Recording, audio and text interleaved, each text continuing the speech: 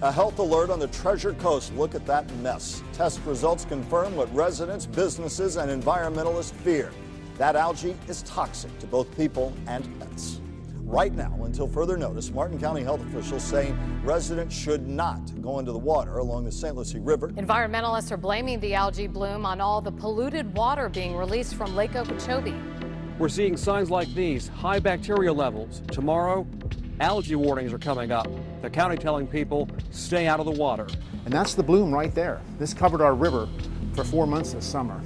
The brown water is so far south we can't find blue water. Anxiety is rising. Environmentalists looking on estimate 4.5 billion gallons each day are now pouring out of Lake Okeechobee. You could see animals in distress. We've lost 97% of the seagrass beds. People, they could get vomiting and diarrhea, skin irritation and rashes. Disaster is not too strong of a word. It's catastrophic for the health of this river, this estuary.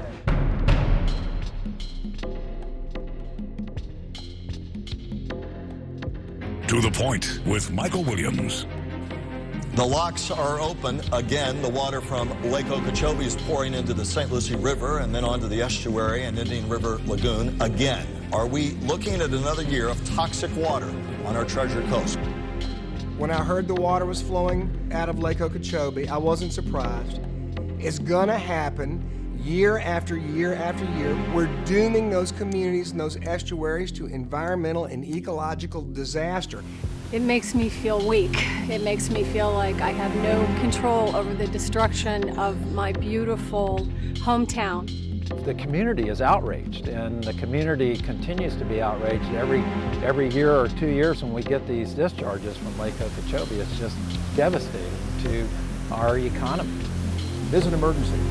This waterway is on its last leg, and it can't stand another massive discharge. Well, as Yogi Berra once said, it is deja vu all over again. And unfortunately, the news that came out of Jacksonville last week, where the Army Corps is beginning to release polluted water down the St. Lucie into the Indian River Lagoon, it is setting up the potential for that disaster again, that lost summer that we experienced in 2013.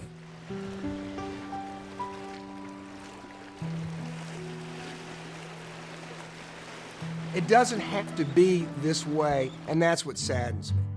We have this solution right in front of us. There's an option on the table right now to buy land that is currently used for sugar farming, 26,000 acres directly south of Lake Okeechobee, that if purchased, could be that land for storage. You can store a foot of lake water in that reservoir that would have to be built, send it south into those filtration marshes, those man-made wetlands, to where it can be cleaned and then sent into the Everglades. And at the southern end, allow the water to go into Florida Bay.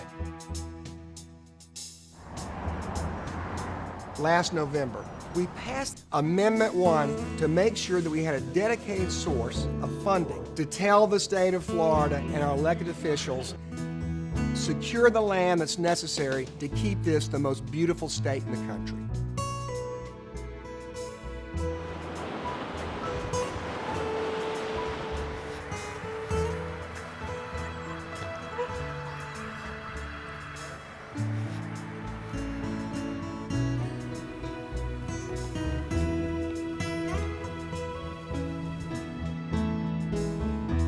Most importantly, acquiring this land will secure the drinking water for 8 million South Floridians. This option to acquire this 26,000 acres for water storage expires October 1st of 2015. If we let this go, there's no plan B. If the land south of the lake is not purchased, we will never have what we need to send the water south. But now, today, our elected officials are wavering because the sugar industry wants out of a deal that they struck in a better time. If we let this go, it just shows that the most important thing for Everglades restoration has been beaten back by special interests. With this mandate we have, the voters have made it very clear to elected officials, this is money we want put aside to correct this problem. If 75% of the people approve that, then there has to be hope I think the message that Governor Scott and the legislature should take is that people want Florida to be the paradise that they envision it to be for their businesses and for their families, and we are counting on them to put this in motion now. So here's what we need to do.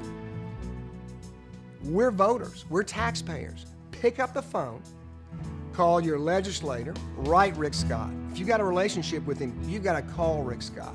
You got to tell him this deal is the best chance we have for a long-term fix for the Everglades. Please join in this effort.